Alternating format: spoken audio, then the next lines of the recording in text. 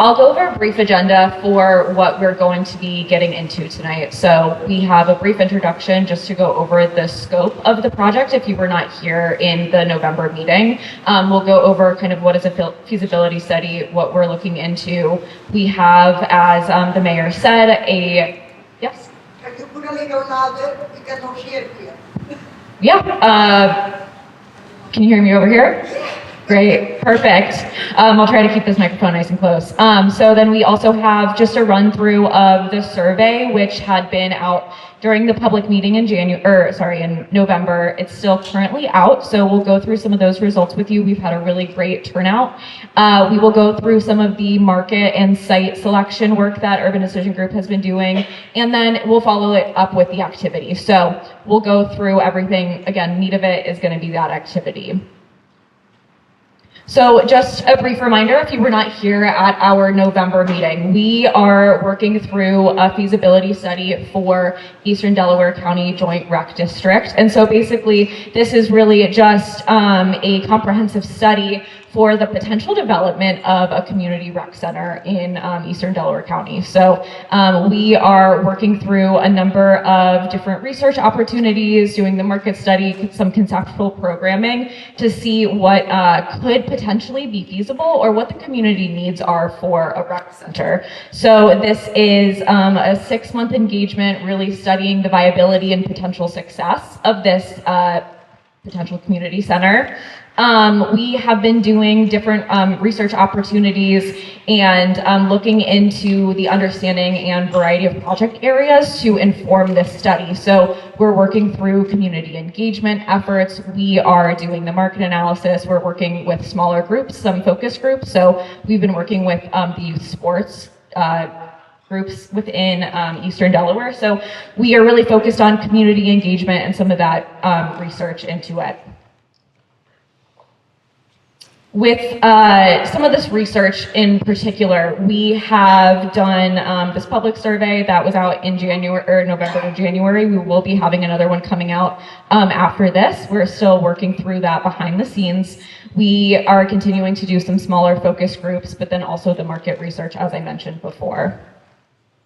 The feasibility study is going to touch on a few different aspects. So the market analysis, which UDG has been working on, conceptual programming, as mentioned with MSA, community engagement, and public surveys. And additionally, towards the end, we'll work through a cost analysis and a potential schedule for construction and design. So really looking through what information we collected during these 6 months, what the community needs were, what we heard from everybody during this session, looking through that potential programming opportunity, taking what we heard with the community surveys and really putting that into a substantial document for EDJRD to look through.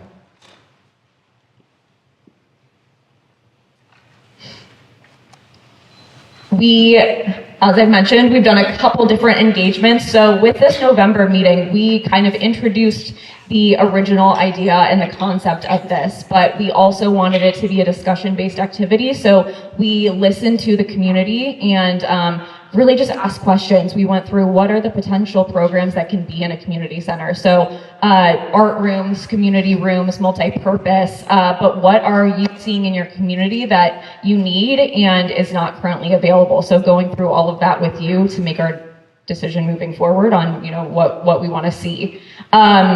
We also have been looking into, site selection with Urban Decision Group. What are going to be the site criteria that we really need to consider? So proximity to a denser population, schools, trails, utilities, information like that. We're continuing to do these focus groups and these public surveys. So hopefully by the end of this engagement, we'll have a really great idea on some conceptual programming that we can put into a document. That is our spiel. But after this, I will turn it over to MSA, who will go over some of these survey documents. Good evening. Keith Hall with MSA Sport. Flip here to the next slide. We have a lot of information to share with you tonight, but one of the things I want to say is where we get the most data for this whole study we're working on is from you. This whole exercise is really about engagement with the community to understand the needs and understand what you want.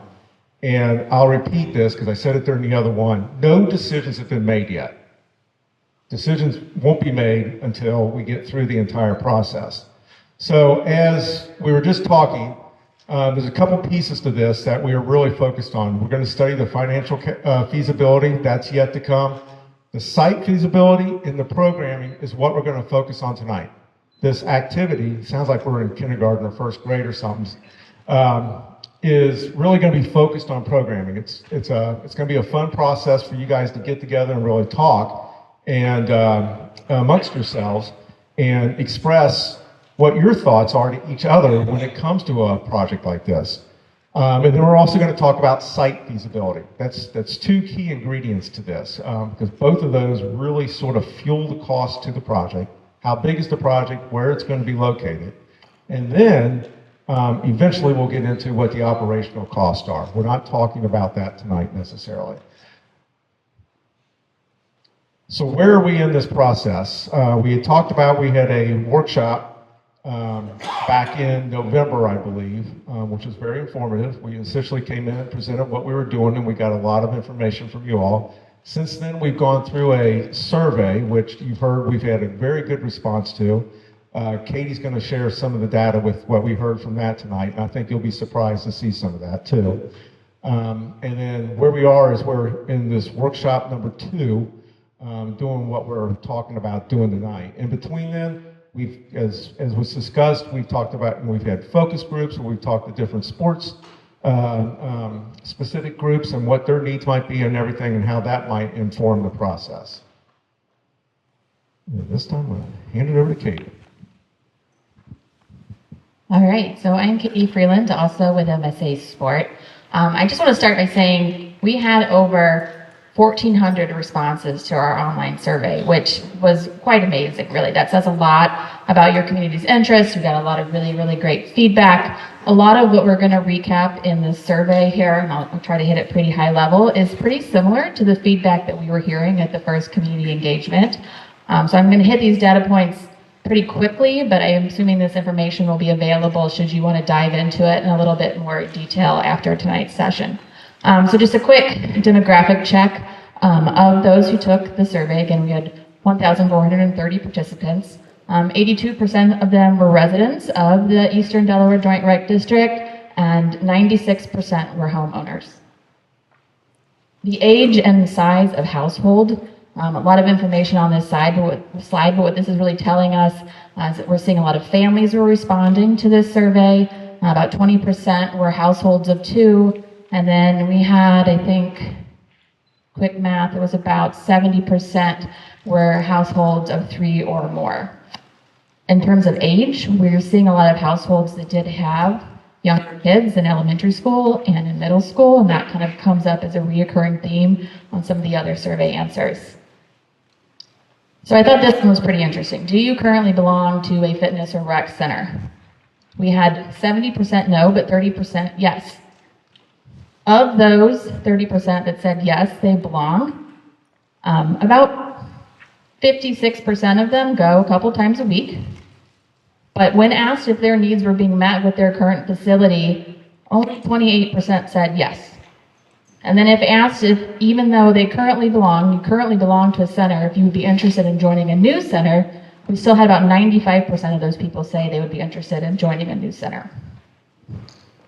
Of those who do not currently belong to a recreation or a community or a fitness center, the number one reason that has prevented people from joining a center, according to this survey, is location and distance. So 80% of people were saying, there was interest in joining a center, but location or distance is something that is preventing them from doing that currently. So when Rick talks a little bit about some of the data that he's pulled together, I think that's going to we're going to see some trends there as well.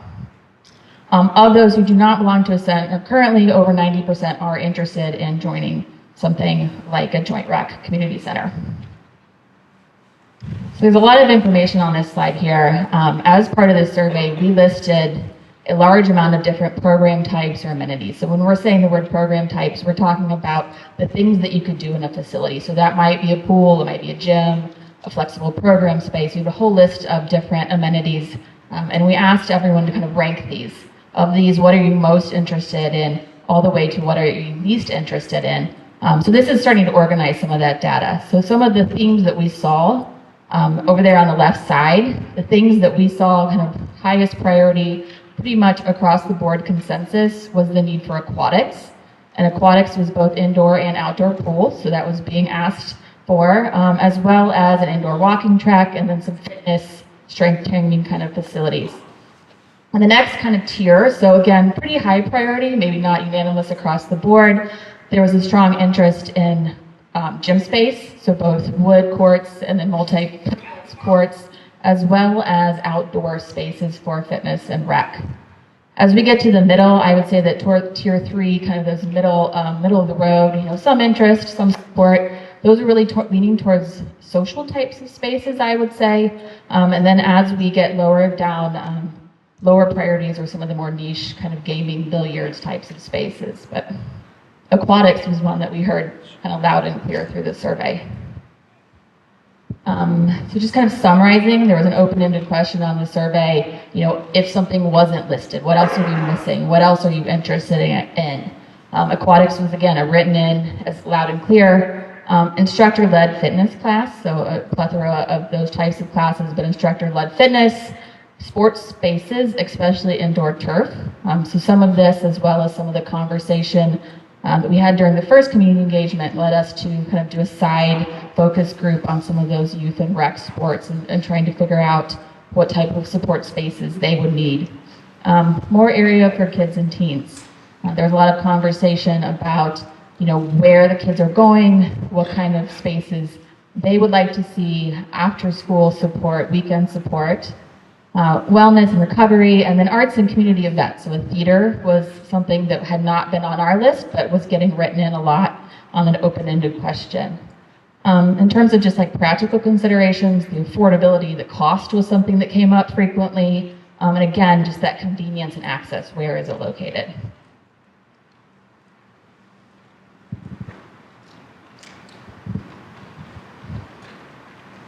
So partnership opportunities, what does that mean? That means, does the Joint Recreation District staff up and operate the center on their own? That's a different model than stepping out and hiring a third party to operate the center. So think of a third party like a YMCA. It's a perfect example to kind of give you relative. What we learned from this is that there was, for those who responded to the question directly, there was pretty significant response to the Joint Recreation District operating the center on their own. However, there was also a group that said they were unsure about that, and that this is almost to be expected. We haven't hit this point in the study to really provide you all with the data to make those decisions. Point is, this will be really a cost decision. What is, from an operational perspective, what is better for the Joint Recreation District operationally over time? But what you also have to take into account is when you bring a third-party operator into the mix, you're going to start to maybe lose a little control over what you can do or can't do. So you have to take everything into consideration with that. And then this wasn't surprising. How far would you drive to get to a community center? Basically 10 to 15 minutes is the max. Once you start to get outside of that, that starts to stretch who's going to use this. And then where should it be located? If you look at the map over here, and Rick's going to get into this a little more in depth, but the Joint Recreation District is what you see, colored in here in the middle. Quadrant 7, which is closer to downtown Sunbury, is where most of the respondents started to say that's a good location for it, getting back to that 10 to 15 minute drive time. But I don't want to discount that quadrants 3, 6, and 8. So 3, 6, and 8 are still very viable too. Once it drops below 20% up here in 2, that's where we start to maybe want to stay away from that area. So as Rick gets into this, you'll start to see where he concentrated some of his efforts on. And then obviously what would make it easier for you to come and go to get access to it? We expected to hear this. Trails, walking paths, biking paths, and then obviously easy ways to drive there and so forth, proximity to schools and neighbors and everything. And then membership costs. This wasn't a complete surprise to us either. We typically see costs range from $25 to $50 a month as being in that acceptable range. This is a balance too. It's how much is the city or the joint recreation district going to subsidize the facility, or do they even want to subsidize the facility? This is the main driver for revenue beyond rentals and those sort of things.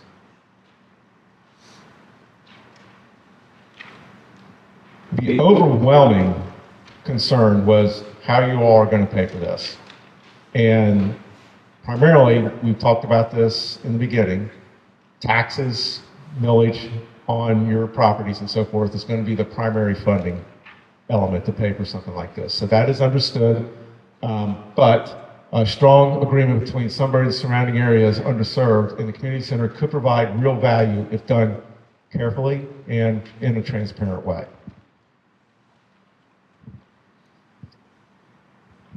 All right, I know Daryl's telling me I need to go quickly here, so I'm just going to wrap it up real quick. I mean, I think what we learned from the survey is close the access gap, really consider the location, make it closer to those who want it, keep it affordable and inclusive, serve all ages, really that multi-generational theme, continue to go through, focus on the core amenities. So that's something that when we break up into our groups, focus on the core amenities was a theme that we heard.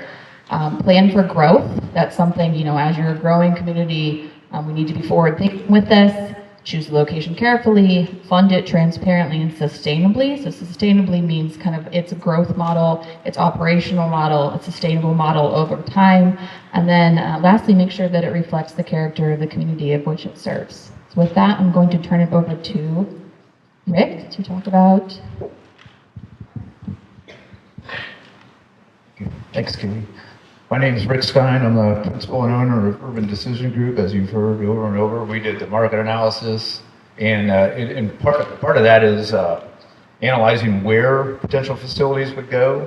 But there's also another part of this is analyzing or estimating the extent of the market area. So we're gonna break my part into two sections. We're gonna look at the process we went through to estimate the preliminary market area, and then we're gonna look at the entirety of the joint recreation district to see where the more suitable areas are. So we're going to call this the preliminary market area because we don't know anything yet. So we don't know how attractive these facilities will be. Now I'm going to use that word attractive. That's a industry term. So think about the Westerville Community Center if you've ever been there. They've got an indoor pool, they've got workout facilities, we just expanded. It's a pretty attractive facility, in the region. So it has a broad gravitational pull to it. So it's not just the people that live and work in Westerville. It attracts a lot of people from the outside. And so that is important for revenue streams beyond what is going to just take place among or be collected from the residents. So this area in gray, this is your joint recreation district. This is Berkshire Township with Sunbury and Galene. This is where you sit within the county, as you probably know. And so part of this process is we wanted to identify the closest comparable facilities. So we found Mount Vernon, New Albany's opening a new one up. We've got Westerville, of course, and then the Delaware Y. And so my analysis was independent of all that survey stuff that we just talked about. But these are drive time polygons you see on here. So the purple is 5 minute, and then the orange is 10, and then 15. And so if you remember what they said earlier, they said, it's about 15 minutes is the extent of what people are willing to drive. So you can see how in Westerville, this intrudes into our area somewhat. So that's going to be important. And so we took a tour of the Western facilities, and they were kind enough to provide us with some data on membership data for 2025. And so they gave it to us at the zip code level. And so keep in mind, if you are a resident or if you work in Westerville, then you pay the resident rate, and everybody outside pays the full rate. So this is by the zip code, and so it's color coded. You know, green is the higher. I'm sorry if you're colorblind. This map's not good for that. So let's exclude all that other stuff and focus on their primary market area. And so this is Westerville. So the dark area here is where the bulk of all their members reside. And so I'm going to overlay that drive time here. And you can see that it lines up pretty nicely here. Well, I did a little sensitivity analysis with the Westerville data, and it's about, their market area is about a 12-minute drive time. So what that means is about 75% of the support for the Westerville facility is within a 12-minute drive of their facility.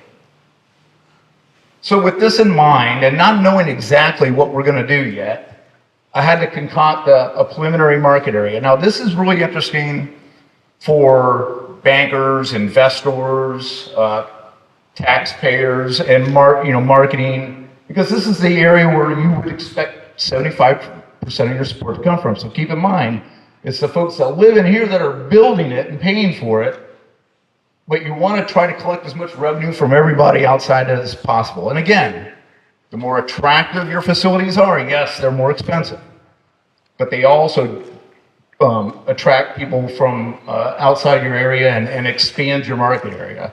So it's the concept of scarcity.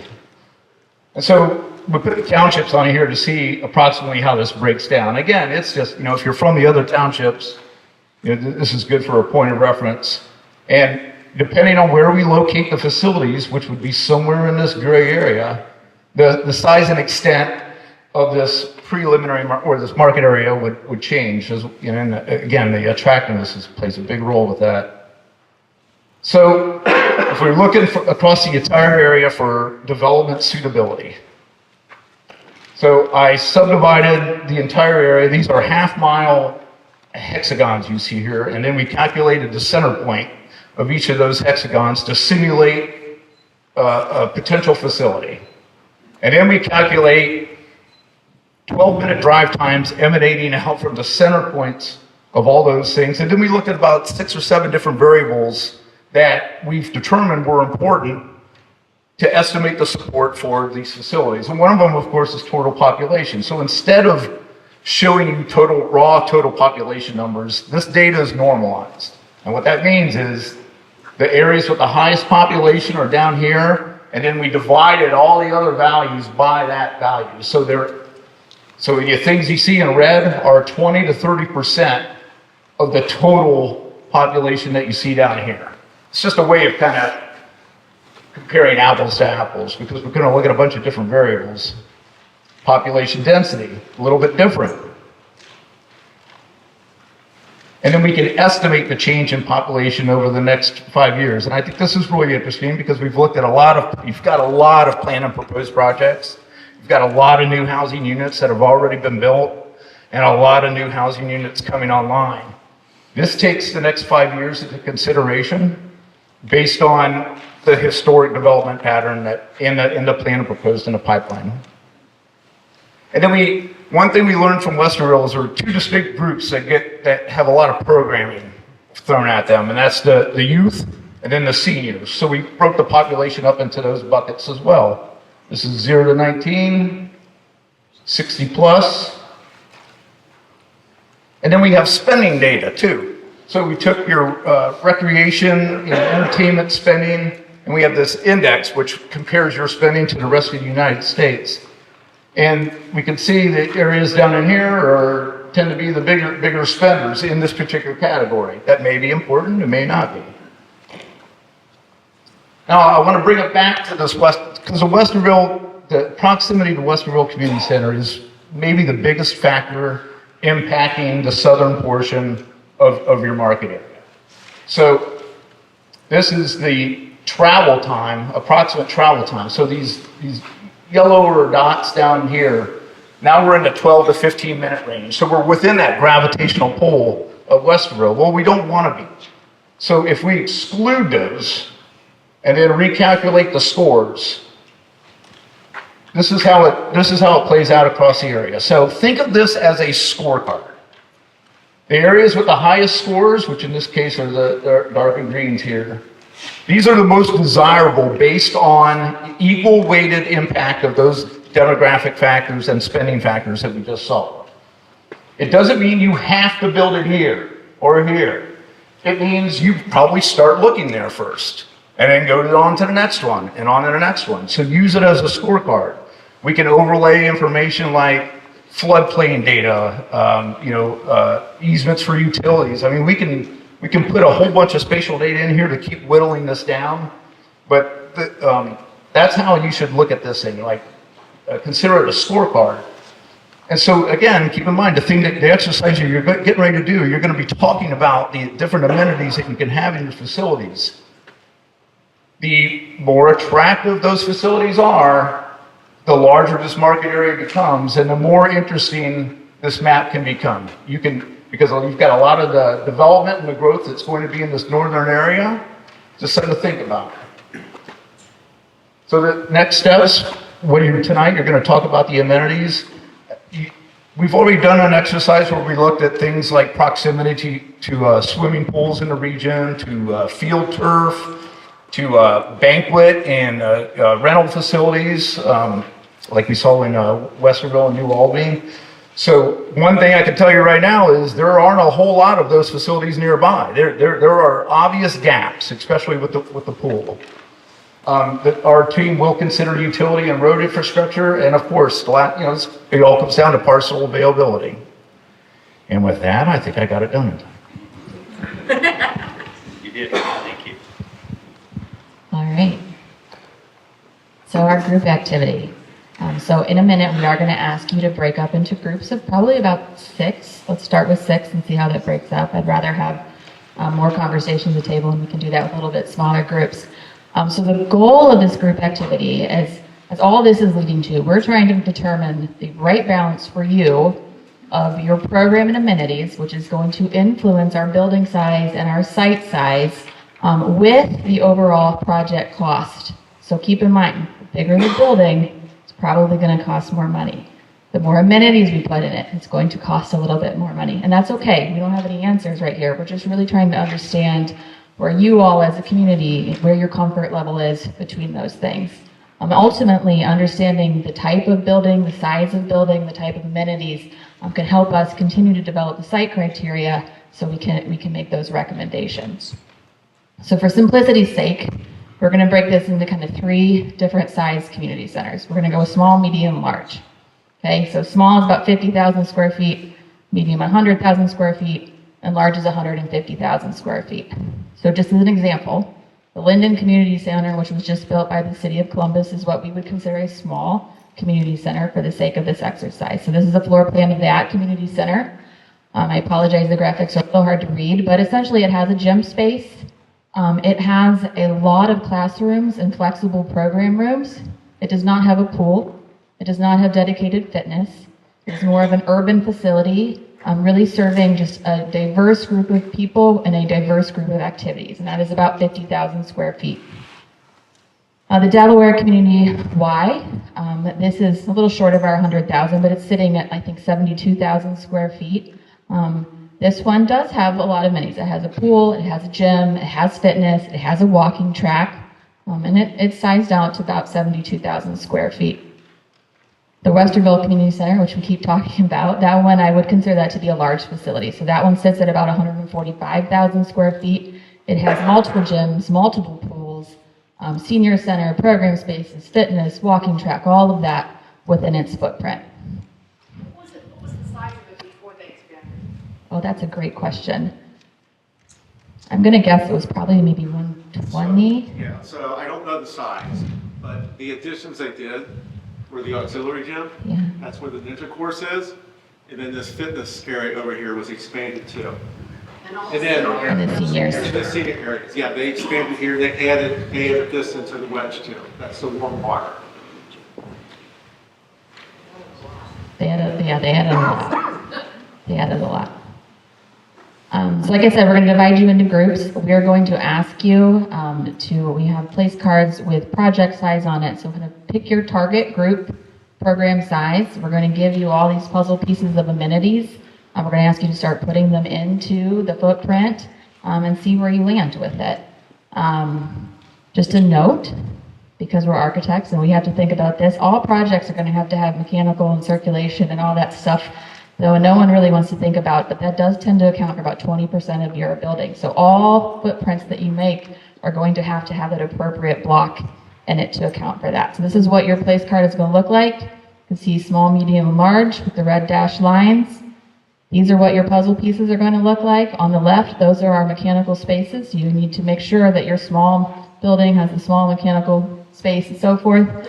Everything in the middle, these are the amenities that you can choose from. So they're labeled on there what they are. There's fitness, there's walking track, there's pools, there's program spaces. If there's something we didn't include in your box, there's markers. Feel free to write it in. Draw it in. If you want more pool, make a bigger pool. If you want more gyms, make a bigger gym. So you can use multiple of some of these things and combine them. And then the things on the right side of your screen, anything that is round, those are our token spaces. Those are kind of the extras. So we're not going to count those right now towards your building square footage, but that's really how we're trying to capture your interest in things like an outdoor field, maybe a playground. The red one is that partner space that we talked about a little bit. Maybe a wellness partner, would fit in there. So those can just kind of sit around your footprint and just sort of acknowledge that that's something you're interested in. So just as an example, this might be something that one of the groups create. This is one of the small footprint sizes. It has two pools, it has one gym, a small fitness room, some locker rooms, and a couple of program spaces. And then it has a couple of outdoor spaces as well and an outdoor pool. So does that make sense? And at the end, we'll kind of go around and ask everyone to report out what they have developed. And then our team here, this whole group over here, we are available to answer questions, help you out. If you need anything, just raise your hand, but we'll be circulating as well. So about 25, 30 minutes to work? Yep. And it would be great if you could kind of mix up your groups. I know it's asking a lot, but if we could get tables of about 6, find a new friend, talk to someone maybe that you don't know, that would be lovely. Thank you.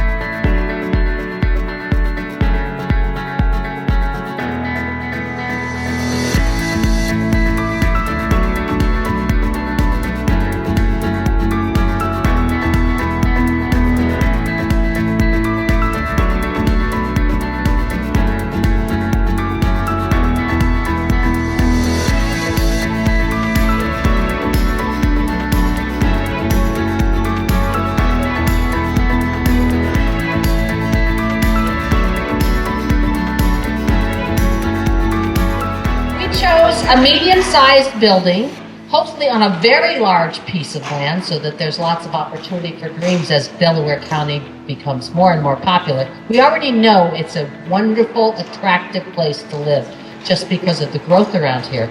So they're going to keep coming. And if we create a beautiful place like this, they're going to choose this because of the amenity. So one of the things that I know I brought up is we had to have some things in our plan for the seniors. Then you also need something for the youth. So we included the computer room, the esports room, and an art room, and of course a couple of different sized athletic rooms, and then the full indoor turf field, because we've got a lot of growth in that area. So our final layout is the medium-sized one, so about 100,000 square feet, with 2 full basketball courts that can be turned into pickleball courts and all kinds of things with a walking track around it. So we started out small, just to see kind of where we went with what we wanted. We ended up growing into a medium size. There's the gathering space, senior lounge, 2 basketball courts. We added a climbing wall. We made our own tile for that. We started out with a medium, just knowing that small was not going to accommodate what this community sees as growth in the next 5 to 10 years. So the whole idea was to start with the medium and then buy land large enough so that we can expand into the large. Kind of the same thing we heard in the original comments. We wanted to be something very attractive because this is a great community. We raised our family here, our kids are raising their families here, don't want to go anyplace else. And as the growth all comes to us, this needs to be ready for it. Same thing with the rubberized floors and the gyms, make them very universal. So this is something for the whole community and not trying to replicate what's at the schools already. So our outside stuff is pickleballs and tennis courts and the outside leisure pool, things that we put outside, with the lap pool inside. But even with the lap pool inside, at least the high school I went to, the walls opened up on the outside, so that lap pool feels like an outdoor pool. We don't want daycare. What we added in here was something kind of like IKEA has. You can drop them off, sign them in for an hour, go to your class, take them out, you're gone. Okay, it's not daycare. So we think that, child walk. I think that really will get people to show up more often. First, I added 4 gyms because there's a lack of like gym time for sports in this area. Like a lot of gyms are full booked. Then there's just a 6-lane pool, I'm pretty sure, because you kind of have to have a pool. There's also a theater, so people that are doing plays would have somewhere to practice or present because there's a lack of that in this area too. There's a cafe because if someone wants to get food, they can go there. There's Child Watch, so people can drop off their kids if they have to go do something. So I think going large is the best way to go. We're going to do it right. And we're only limited with the spaces or the pieces that we have, so we kind of like trying to cram everything that everybody else has inside this space. But the reason is we're north, and because we're further north, we have all the population, or a lot of population, who can come down south to us. Put more stuff into what we have as a large facility will attract more people, especially as we're growing. Over the next 15, 20 years, I think this is the right way to go with what we have.